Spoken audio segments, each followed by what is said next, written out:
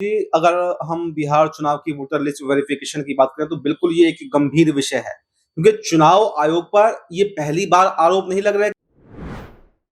NDA में क्या फूट पड़ने वाली है? चंद्रबाबू नायडू ने क्या संकेत दे दिए हैं कि वो एनडीए से अलग होने वाले हैं? आखिरकार क्यों चुनाव आयोग के फैसले से नाराज है? चुनाव आयोग और बीजेपी की मिली भगत को वो समझ रहे हैं और चंद्रबाबू नायडू की पार्टी टीडीपी आखिरकार क्यों अब चुनाव आयोग पर सवाल खड़ा कर रही है? और क्या चंद्रबाबू नायडू की पार्टी टीडीपी का उस मामले में दखल देना जो बिहार में चल रहा है, यानी कि नए वोटर आईडी कार्ड का बनना? 35 लाख वोटर हैं जिनका नाम हटा दिया गया है। 35 लाख लगभग, इतनी उम्मीद है क्योंकि एक रिपोर्ट हमने पढ़ी। तो ऐसे में देखा जा रहा है कि क्या अभी तक तो विपक्ष चुनाव आयोग पर सवाल खड़ा कर रहा था, लेकिन एनडीए के सहयोगी दलों का भी इस पर बात करना यह बताता है कि क्या यह भारतीय जनता पार्टी और चुनाव आयोग की मिली भगत है। अब इस मुद्दे पर हम विस्तार से बात करेंगे और बातचीत करने के लिए हमारे साथ इस वक्त मौजूद है हमारे खास सहयोगी अब्बास भाई। अब्बास भाई, बहुत बहुत स्वागत है सबसे पहले तो इस प्रोग्राम में आपका। अब्बास भाई, बिहार चुनाव नजदीक आए और एक तस्वीर हम ये देख रहे हैं कि कई वोटर लिस्ट से कईयों का नाम हटाया जा रहा है। जिनके पास पूरे दस्तावेज है उनसे ना जाने क्या क्या पूछा जा रहा है, जिनके पास दस्तावेज भी नहीं है उनका वोटर आईडी कार्ड बनाया जा रहा है। और खबर यह है कि कम से कम 35 लाख वोटर हैं जिनका लिस्ट से नाम काट दिया गया है। और चंद्रबाबू नायडू की जो पार्टी है टीडीपी, वो ये कह रही है कि चुनाव से पहले चुनाव आयोग का ये कदम बिल्कुल भी ठीक नहीं है। और क्या ये माना जाए कि विपक्ष के साथ अब टीडीपी नजर आ रही है? नीतीश तो पहले से नाराज चल ही रहे हैं, कैसे देख रहे हैं? देखिए राहुल जी, अगर हम बिहार चुनाव की वोटर लिस्ट वेरिफिकेशन की बात करें तो बिल्कुल ये एक गंभीर विषय है क्योंकि चुनाव आयोग पर ये पहली बार आरोप नहीं लग रहा है कि वो बीजेपी का पक्ष ले रही है या जबरदस्ती वोट काटने की कोशिश कर रही है। ये आरोप चुनाव आयोग पर पहले भी लग चुके हैं। ये पूरा मामला ईवीएम से शुरू हुआ।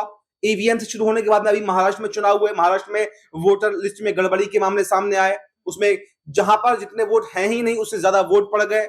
अभी उसके बाद में हरियाणा में चुनाव हुए। हरियाणा में भी ऐसे ही मामले देखने को मिले। और आप देखें, चाहे महाराष्ट्र का चुनाव हो या फिर हरियाणा का हो, जो वोट शेयर का अंतर है वो बहुत ज्यादा अंतर नहीं है।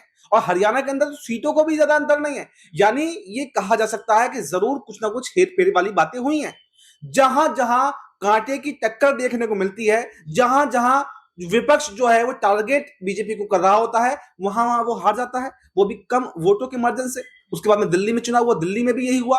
दिल्ली में भी वोट काटे गए। ये आरोप यहाँ पर आम आदमी पार्टी ने भी लगाए। और अब जिस तरह से एक के बाद एक अब बिहार का नंबर लगा है, तो यहाँ पर सवाल उठाना तो लाजमी है। क्योंकि आप ऐसा क्यों करते हैं? जहां जहां चुनाव आते हैं वहां वहां वेरिफिकेशन होगा। भैया, चुनाव आयोग पूरे देश का चुनाव आयोग है, तो क्यों पूरे देश में एक साथ इसका वेरिफिकेशन नहीं करवाता? और अभी पिछले साल ही 2024 में चुनाव हुए हैं लोकसभा के, तो ये तो लोकसभा चुनाव से पहले वेरिफिकेशन होना चाहिए था। तो फिर अगर बात यह है कि अगर बिहार में आप वेरिफिकेशन कराएंगे फिर अलग अलग राज्यों में करवाएंगे, तो इसका मतलब जो 240 सांसद बीजेपी के बने बैठे हैं वो भी तो फर्जी हैं। उनको भी तो इस्तीफा देना चाहिए। पूरी की पूरी सरकार को भंग कर देना चाहिए। मैं तो कहता हूं कि पूरी सरकार को भंग कर दो, सारी राज्य की सरकारों को भंग कर दो और केंद्र की सरकार को भंग कर दो। पहले तो आप ये वेरिफिकेशन कराओ भैया, कौन विदेशी है, कौन देश का है, कौन वोट देने लायक है, कौन वोट देने लायक नहीं है, तभी तो आप सरकार चलाएंगे। अब्बास भाई, अब याद आ रहा है आपको, लोकसभा चुनाव हुए तब आपको याद नहीं हुआ कि कितने लोग बांग्लादेशी हैं, कितने घुसपैठियां हैं, कितने रोहिंग्या हैं, कितने भारत के हैं? उस वक्त तो लोकसभा चुनाव के टाइम पे याद नहीं आया। जब आपको वोट में अच्छा खासा मिल गया तो वाह वाह वो तरह नजर आया। लेकिन अब आपको नजर आ रहा है, जबकि बिहार में चुनाव है, दिल्ली में भी आपने कुछ इस तरीके से काम किया। मैं वही चीज तो बोल रहा हूं कि अगर वो गलत हैं तो मोदी जी को अपने पद से इस्तीफा देना चाहिए और चुनाव आयोग को बाकायदा ये कहना चाहिए, भैया पहले आप अपनी वेरिफिकेशन कर लें। जो असली वोटर्स हैं उनके वोटों के माध्यम से ही हम कुर्सी पर बैठेंगे। क्यों आप ये आरोप लगाते रहते हैं? क्यों आप जहां जहां लगता है कि विपक्ष जीत रहा है? क्योंकि अभी आप देखें कि बिहार में जितने भी सर्वे हुए चुनाव को लेकर, उन सभी सर्वों में तेजस्वी यादव जीतते हुए दिखाई दे रहे हैं। सबसे पहली पसंद सीएम की तेजस्वी यादव बन रहे हैं। यानी नीतीश कुमार को साथ रखने का भी कोई फायदा बीजेपी को हो नहीं रहा। और इसी बात से बीजेपी बौखला गई। बीजेपी अपना सीएम बनाना चाह रही है।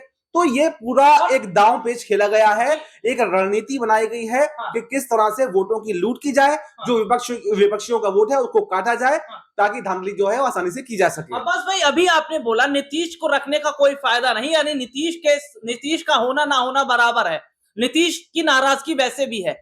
अगर सांसदों की बात कर लेते हैं, नीतीश के पास 12 सांसद हैं, चंद्रबाबू नायडू के पास 16 सांसद है, और चंद्रबाबू नायडू की पकड़ थोड़ी ज्यादा हो जाती है क्योंकि 16 सीटों पर उनकी जीत हुई लोकसभा चुनाव के दौरान में। तो क्या माना जाए कि नीतीश की नाराजगी का तो होना साथ ही चंद्रबाबू नायडू का इस पूरे मामले में उतरना, क्या अब नीतीश और नायडू एक साथ आ रहे हैं? और क्या नीतीश नायडू एक साथ मिलकर कभी भी अब बड़ा झटका यहां दे सकते हैं, एनडीए को गठबंधन तोड़ सकते हैं?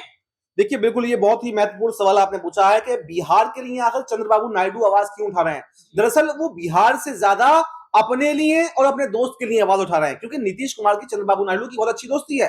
और क्या चेतावनी दी है टीडीपी ने? चेतावनी ये दी है कि अगर आपको कराना ही था तो आपने पहले क्यों नहीं कराया। आप अगर आंध्र प्रदेश के अंदर आके चुनाव से पहले करवाएंगे तो हम बिल्कुल भी स्वीकार नहीं करेंगे। अगर आपको करवाना है तो पूरे देश में एक साथ करवाइए, ताकि स्थिति जो है वो साफ हो सके। यानी चंद्रबाबू नायडू ने अभी नीतीश कुमार का समर्थन कर दिया है, नीतीश कुमार के पक्ष में खड़े हुए हैं।